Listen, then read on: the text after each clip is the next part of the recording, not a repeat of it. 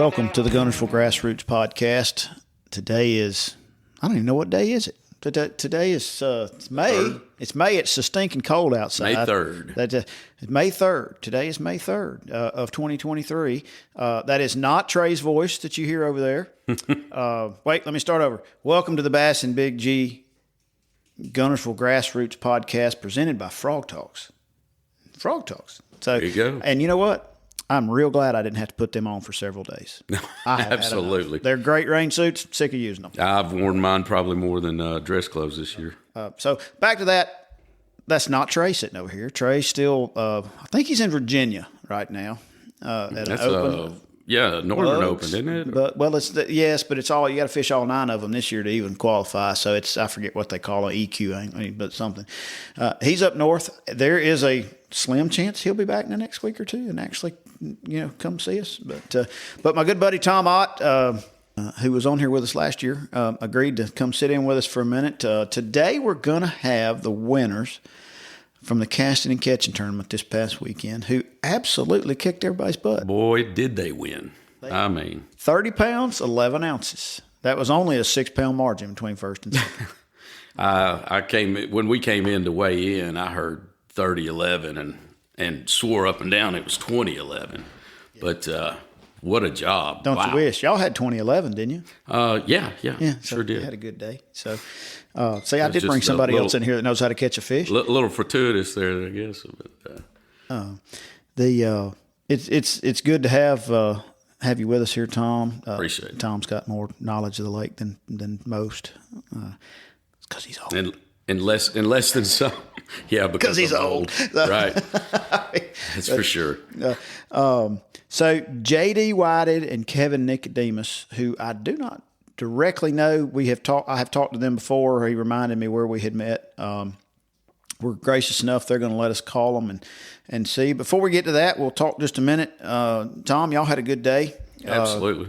Caught them mostly edge of spawn, pre-spawn, end spawn. We towards the end of the day, it seemed like the bite really picked up, and we caught some pre-spawn fish, really? and which kind of surprised me. But even one of our larger fish was pre-spawn. That came a little bit deeper. It wasn't, it wasn't particularly a ledge, but it was in a deeper hole. So right.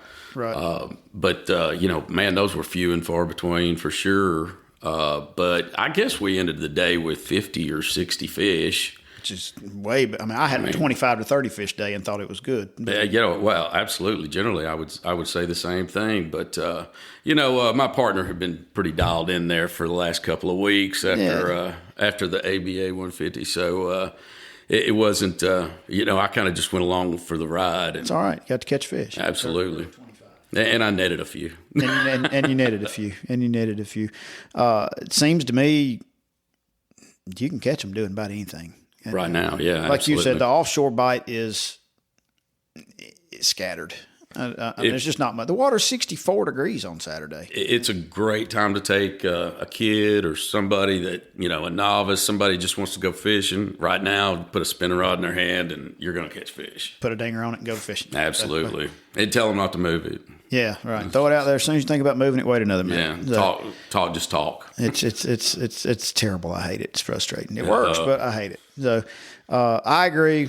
We caught them on various soft plastics, and that's really about it. I caught a few on swim bait earlier, and even had a few shad follow it. There's a shad spawn real close. If it'll ever quit being cold at night, which is in theory is fixing to happen. I know I never saw that at all, but I did have a few fish on an underspin swim bait, but yeah, well, same. Nothing. Yeah, nothing. But really. I had a few shad following it back, and I saw a few groups of shad on the live scope swimming around in 8 or 9 foot of water in that area. Yeah. Of course, the floating grass was so damn bad you couldn't hardly throw a swim bait. You going to share those digits with everybody today? Yeah. It's no. It won't matter. It'll be different the next time we go. It'll be different the next time you go anyway. So, tell you what, let's see if we can get Mr. Whited and Mr. Nicodemus on here and let them tell us how to catch 30 pounds. Right. Absolutely. I'm excited. We have got Mr. JD Whited and Kevin Nicodemus on here. Those guys absolutely spanked everybody's butt this past Saturday. Sticks. 6 pounds, by 6 pounds.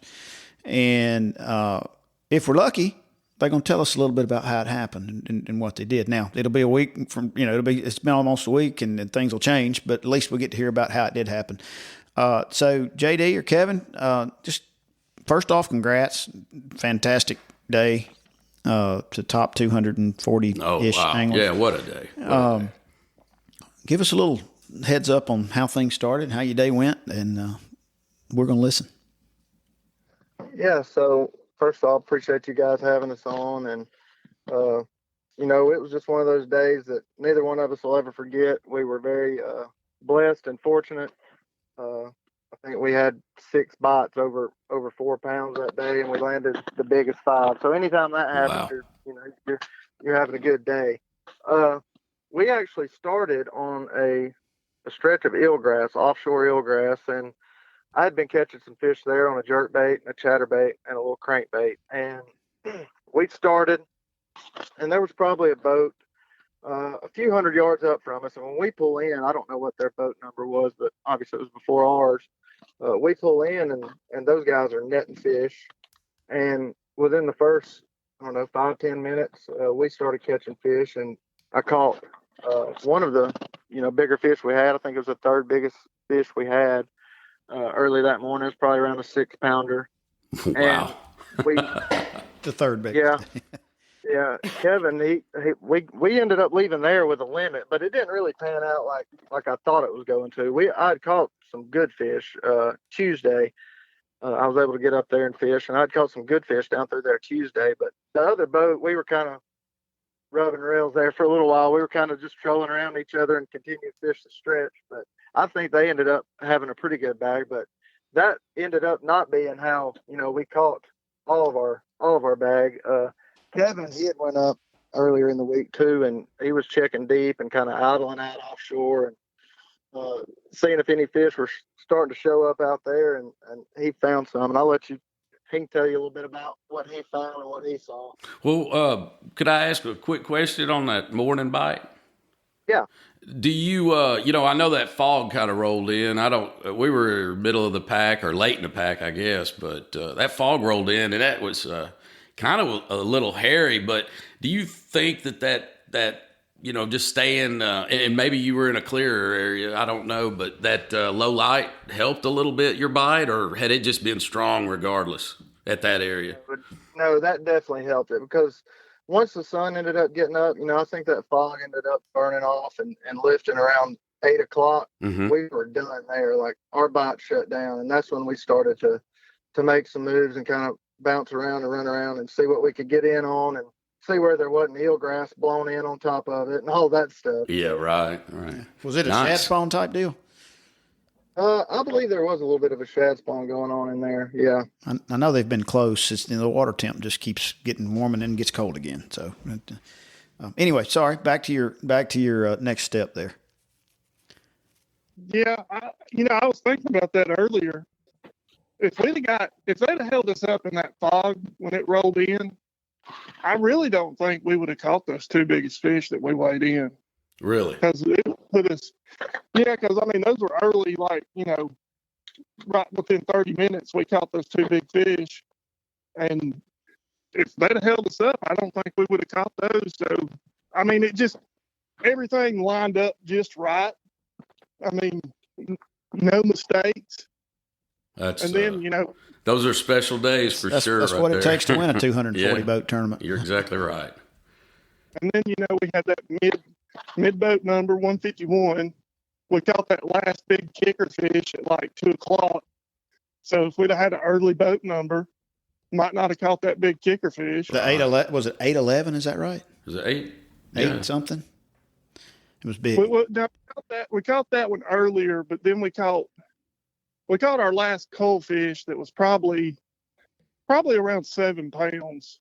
God, you probably could have won without it, but yeah, well, I'm sure, yeah, but still, unless you had to cull out a 5-pounder with it, I think you'd have probably. So you started off on some grass, and then you moved out. You said you had found a group of offshore fish.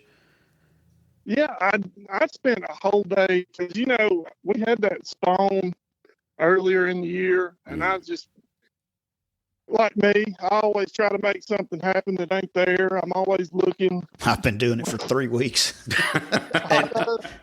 Except I didn't find it. I'm like, they're going out deep. I know they're going out deep. I'm gonna find them. I spent all day idling, and I was looking up, mid range and that, 12 to 14 foot. Wasn't really seeing anything, and I was catching a lot of small ones in like that 8 to 10 foot range. Sure. And I was like, well, all the big ones, they either got to be up on the bank or they got to be out deep.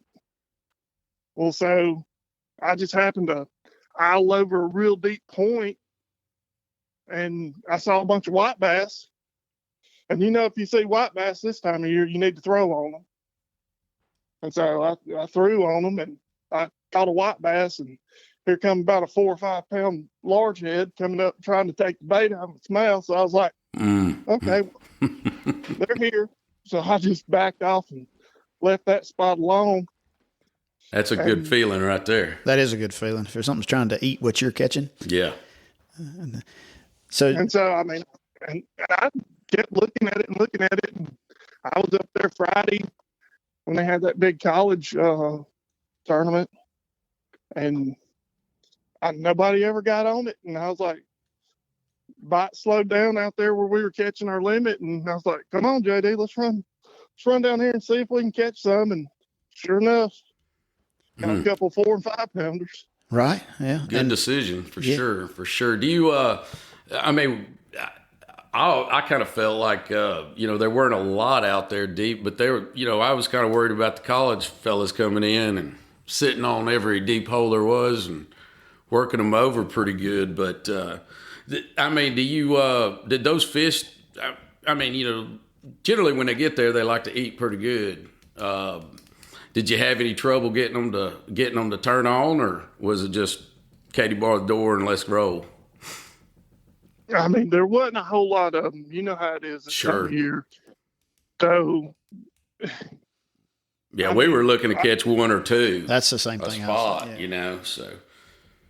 And I think we ended up maybe, I think it was like 3, maybe 4 we caught deep. And they just happened to be the right ones. And, when they get out there early like this, they like to eat. So sure, we threw the big baits. We threw the 10XDs, the 8XDs, and they were still deep. I really couldn't have done it without active target. Mm-hmm. Not that I was targeting fish, but just seeing how far I could get my crankbait down there to hit some cover.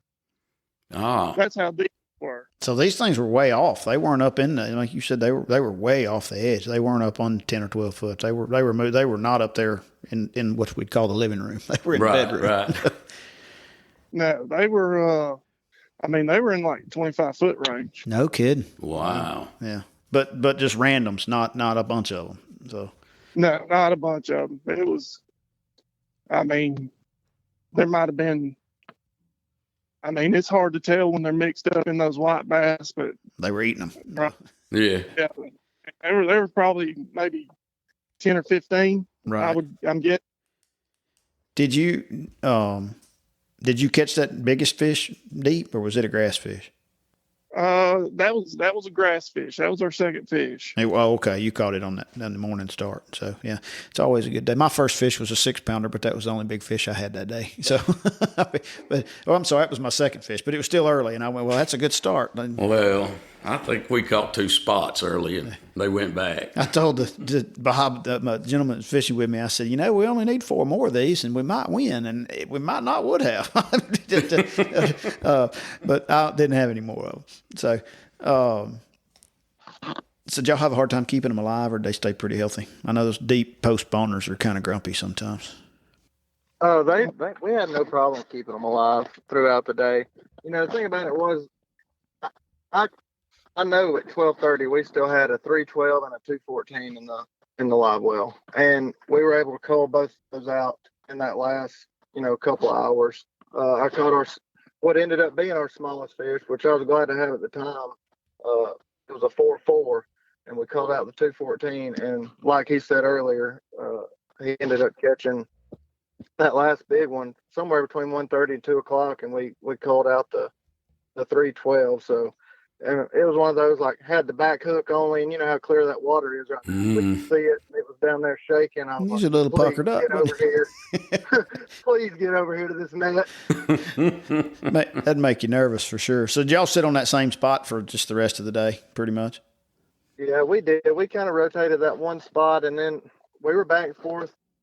So the good thing about it was the stretch of eelgrass we were fishing was within sight of that also. So we were kind of just back and forth, and we could see if, you know, we could get on our grass spot. The other boat that started that first thing that morning with it, they spent a lot of time in there, like right on where I was wanting to be. You know? Right. So they had found the same fish. Sure. That's pretty common on Gunnersville. The fact that you had 2 holes that you could fish that weren't eat up with floating grass is that's pretty incredible right now. Little divine intervention there on your day. So, yeah, no kidding. And it stayed that way throughout the day. So, I mean, of course, you know, the weather changed a little. It started out. It really did. It started getting a little clear, overcast, foggy, late hot, in the day. sunny, then the little overcast and breeze, and things picked up for us when that happened. I was going to say, yeah, it seemed like there was a good little bite wind around, maybe 1, something like that. Did y'all notice a bite pick up for you guys, whether it be deeper or shallower? Absolutely. Yeah, about the same time, 1 o'clock. It definitely picked up when those clouds rolled in and the wind. We had a little chop on the water, so.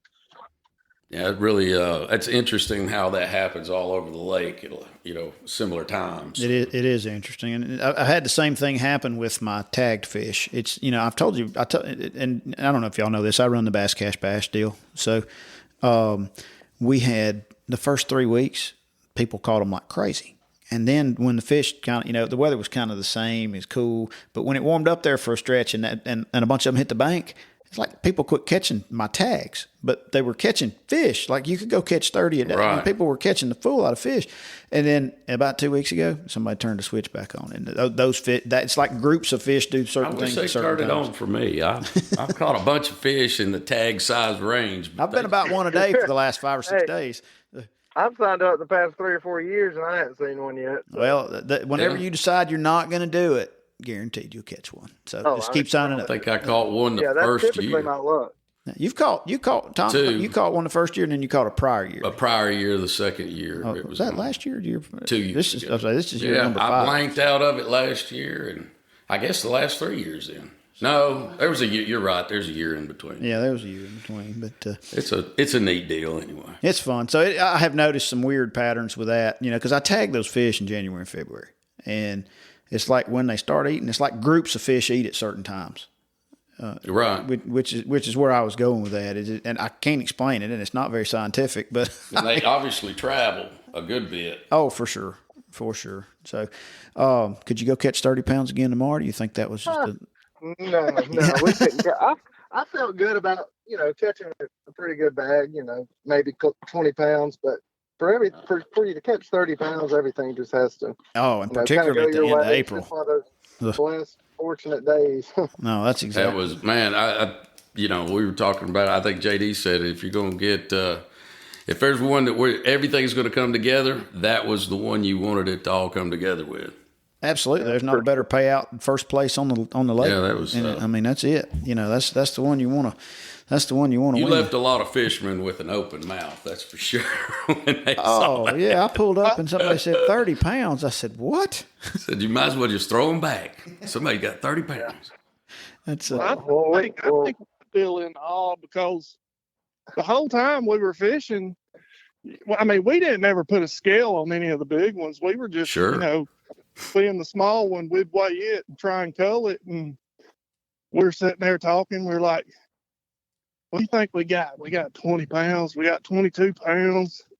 We're probably somewhere around that 24 pound. No, I think we only got 22. and then we're sitting there and we're looking at them. And when we took them up to the scale and they said 30 pounds, 11 ounces, I literally thought the scale was broke. Yeah, I thought something was wrong with it. Well, wow, you know, that was awesome. I wish I'd been there to see the fish when you weighed them. I didn't. I missed that part. I think you. But your small fish was probably 5 pounds, wasn't it? It was 4.4. 4.4. So Yeah, so I knew when we got back to the ramp, we started backing them up, and I took the clip off of that one, and I was like, if that one weighs 4.4, Started hitting you, didn't it? At least 6. Yeah, I was like, this is big gum big. Yeah, that's mine and Tom's old buddy Tim. He used to say, some days that live well's real kind to you, and sometimes it's not. When you go to pulling them out and you look at them and you realize your small fish is big, you've had a good day. Yeah. So if you got a clip on a 4 something, you've had a pretty good day.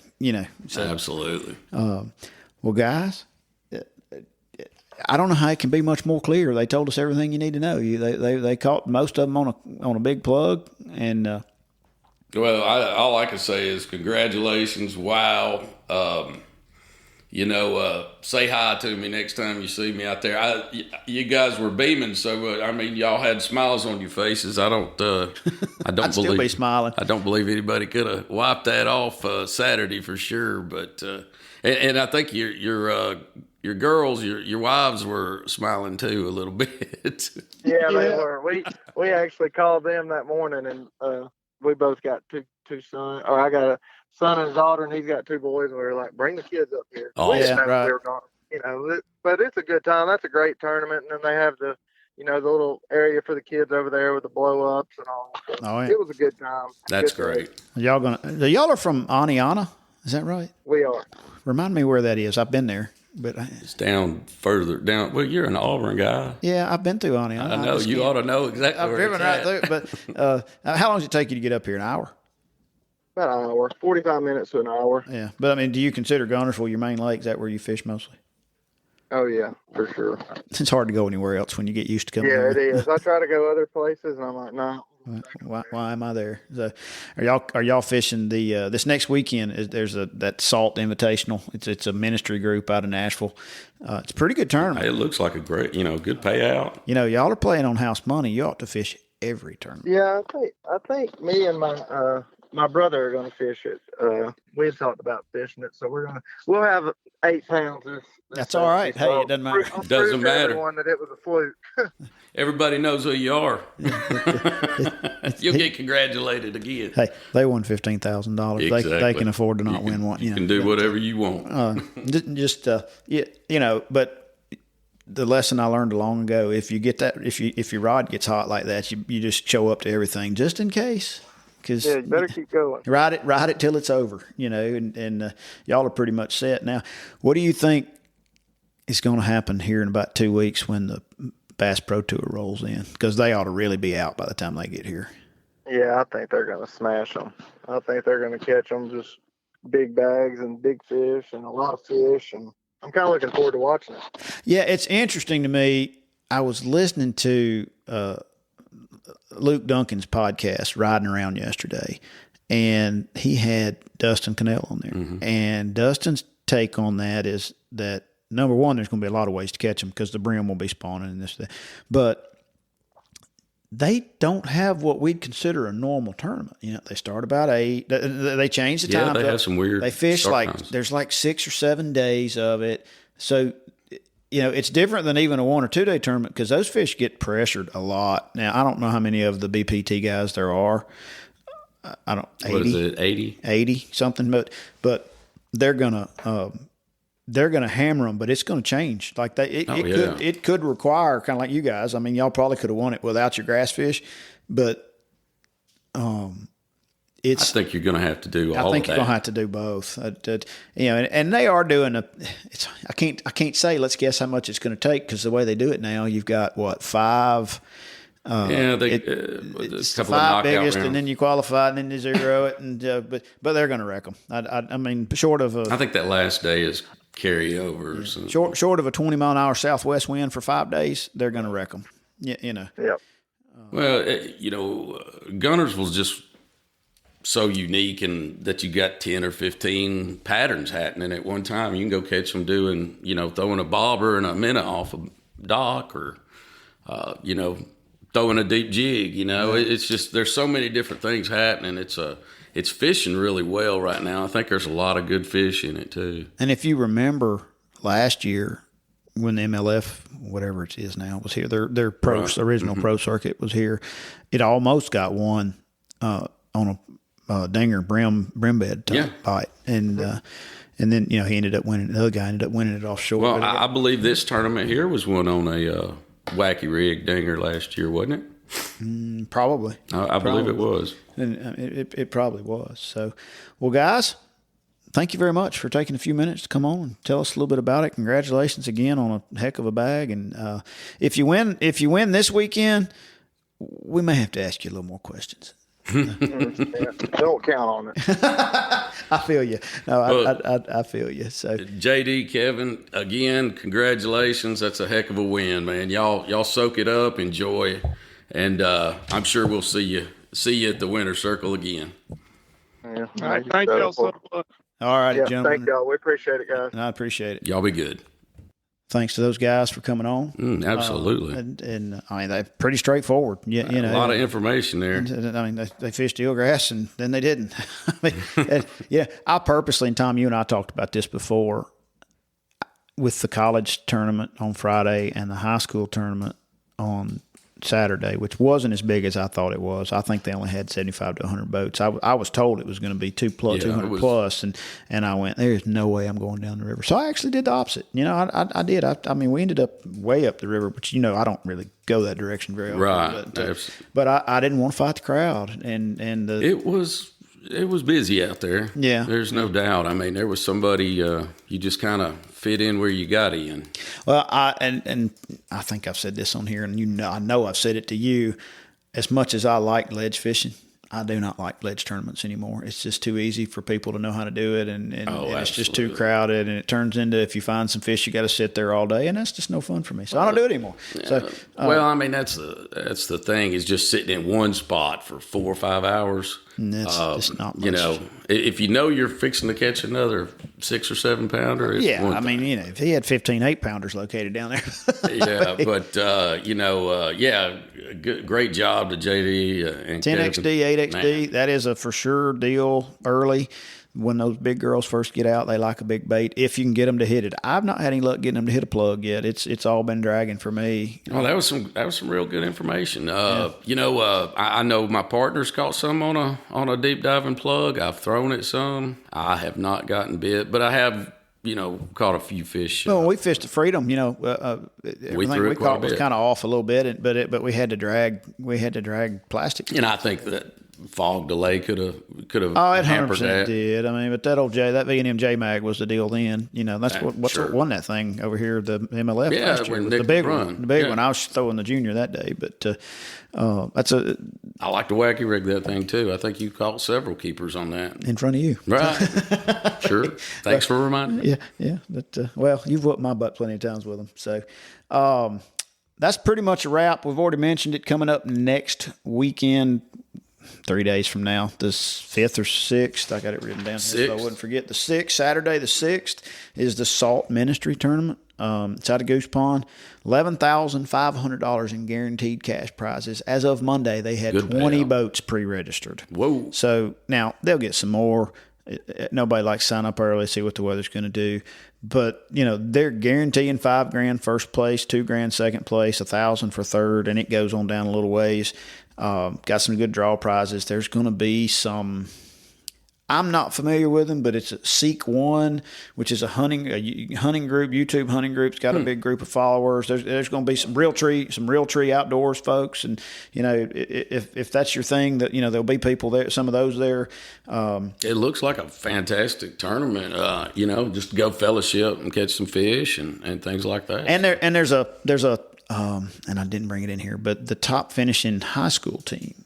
And I don't know if that's 2 or 3. I'm sure it's just 2, but however that works. If you got a high schooler, there was an extra payout just for the top finish in high school. That's and there was one for the Castin and Catchin that I meant to write down and I didn't, but it was 17 pounds and something. They got a $500 bonus for that. And with 17 pounds something, they also got, it would have been Jade Bragg and Cage Bragg, because they had 17-14 and they were the highest finishing parent-child.